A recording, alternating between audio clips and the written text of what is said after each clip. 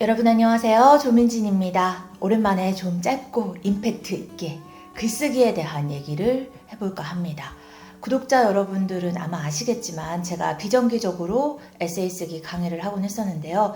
최근에 또 유튜브 보시고 글쓰기 강의 문의도 있고 해서 이런 콘텐츠에 관심이 많으시구나 싶어서 영상을 한번 더 만들어 봅니다. 이번 영상에서는요, 단도직입적으로 말씀을 드리겠습니다.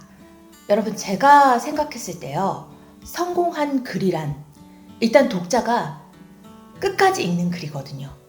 우리는 늘 시간이 많이 없잖아요. 그쵸? 할 게 너무 많습니다. 그리고 좋은 글, 좋은 콘텐츠가 넘쳐나는 세상이에요. 그러면 어쨌거나 내가 글을 쓰고 그 글을 노출했을 때 글이 길든 짧든 읽는 이가 끝까지 읽었다, 자발적으로, 그러면 그 글은 성공한 글이라고 할 수 있습니다. 바꿔 말해서 잘 쓴 글일 가능성이 높습니다. 여러분, 잘 쓴 글의 종류는요, 굉장히 다양합니다. 하지만 아무리 잘 써도 독자가 그냥 몇 줄 읽다가 바로 흥미를 잃어.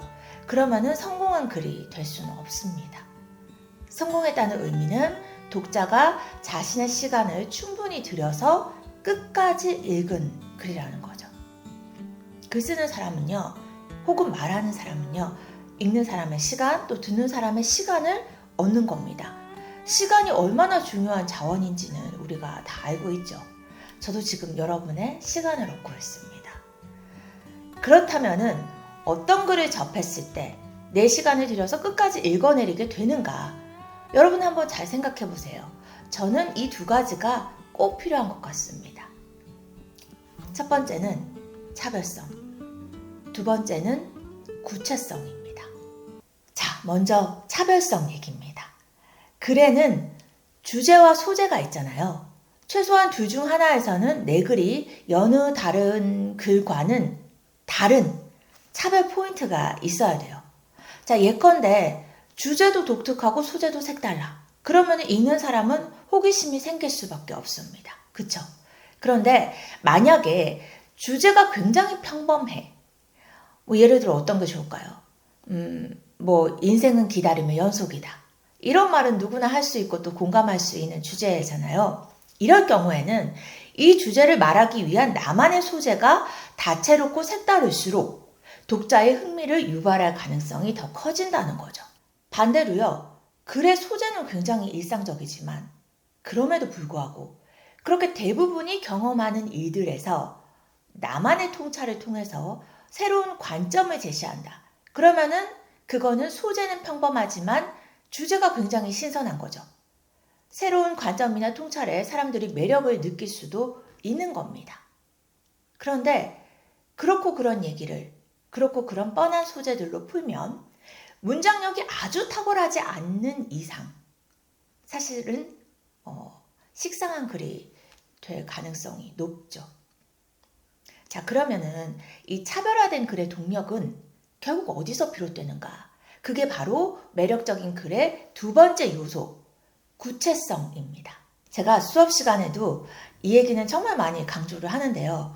여러분, 절대로 막연한 글을 써서는 안 됩니다. 좀 강하게 말씀드리면 글은 막연하면 망합니다. 글은 막연하지 않아야 오히려 독자의 상상력을 배가시킵니다. 독자가 글을 읽으면서 충분히 상상할 수 있는 글이 공감받는 글, 이해받는 글, 끝까지 읽히는 글입니다. 다른 말로 구체적인 글이 독자의 상상력을 이끈다는 걸 명심하셔야 돼요. 읽으면서 나의 상상력이 가동되는 글이 재밌는 글, 유익한 글입니다. 구체적으로 스토리텔링이 아주 잘 되어 있다거나 구체적인 의견을 개진하고 있는 글은요, 독자가 읽으면서 자기도 덩달아 구체적으로 생각하게 됩니다. 막 머릿속에서 상상이 되고 구체적으로 공감하게 되거나 또 반대로 나는 그렇게 생각하지 않는데 하고 구체적인 비판이 가능해져요. 글을 생생하고 생산적으로 읽게 되는 겁니다. 독자가요. 결국 끝까지 읽는데 내 시간을 투자하는 게 아깝지 않은 글이 된다는 얘기예요. 우리가 늘 바쁜 것 같지만 우리는 일상을 공허하게 느낄 때가 많습니다. 그렇죠? 그렇기 때문에 뭔가 내가 몰입할 대상을 만나면 기쁘단 말이죠. 그런 의미에서 독자를 기쁘게 하는 글은 성공한 글이다. 그러려면 끝까지 독자의 호기심과 흥미를 붙을 수 있어야 되고, 그거는 곧 글의 구체성, 무슨 얘기를 얼마나 뾰족하고 밀도 있게 하느냐에 달려있다. 그리고 그게 결국 다른 글과 차별화된 나의 글을 만든다는 게 제 생각입니다. 그래서요, 제가 글쓰기 강사로서 피드백을 위해서 의무감을 갖고 글을 읽을 때 사실은 가장 곤혹스러운 글이 막연한 글입니다. 생각만 있고 근거가 없다든지, 주제를 뒷받침할 만한 에피소드가 부족하다든지, 쉽게 말해서 설득력이 떨어지는 글이 막연한 글인데요. 일단 읽는 재미가 없어요.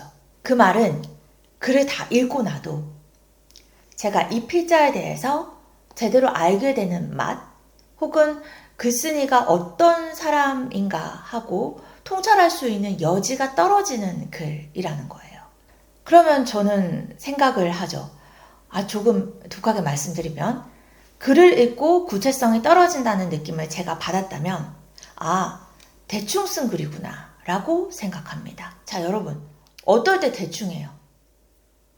하기 싫을 때 대충 합니다. 그죠? 답하기 귀찮을 때, 혹은 마땅한 답변이 준비 안 됐을 때 우리가 대충 말하죠. 글도 마찬가지입니다. 쓰기 싫을 때, 말하고자 하는 바나 말할 거리에 대해서 준비가 덜 됐을 때 대충 씁니다. 그러면 답 나오죠. 대충 쓴 글을, 혹은 대충 하는 말에 누가 크게 공감하고 감동받을 수 있겠어요. 내가 대충 쓴 글에 독자들이 시간을 들여서 읽어주길 기대하면 안 되는 거죠. 내 글을 팔겠다, 혹은 내 말로 누군가를 설득하겠다, 그런 목적을 갖고 내가 말과 글을 통해서 나를 브랜딩하겠다라고 한다면 이 두 가지를 항상 고민해야 합니다. 차별화된 이야기, 그리고 구체적인 이야기. 차별성과 구체성, 이 두 가지 장점을 갖고 있는 글은요, 결국 필자의 노력을 반영하는 글입니다. 여러분 기억하셔야 돼요. 대충 쓴 글은 대충 읽힙니다. 저는 궁극적으로요, 여러분들이 끝까지 보는 영상을 만들고 싶고요, 끝까지 읽히는 글을 쓰고 싶다는 욕심을 갖고 있습니다. 저도 물론 노력을 더 해야겠지만, 그래서 항상 염두에 두고 있는 이 두 가지가 이런 겁니다. 같은 얘기를 어떻게 다르게 할 수 있을까? 어떻게 구체적으로 상상하게 할 수 있을까입니다. 무엇을 말하느냐 보다 어떻게 말하느냐가 아주 중요합니다. 여러분, 하늘 아래 새로운 게 없잖아요. 그래서 무엇을 보다 어떻게를 공략하는 게 우리가 계속해서 창의적인 글쓰기를 해나갈 수 있는 방법인 것 같습니다. 그럼 또 다음 영상에서 이어가겠습니다. 구독과 좋아요, 또 훈훈한 댓글은 책이 굉장히 구체적인 피드백이 되거든요, 여러분. 여러분께서 구체적으로 함께 해주시면 저도 더 힘을 받을 것 같습니다. 끝까지 봐주셔서 감사드리고요. 또 뵐게요.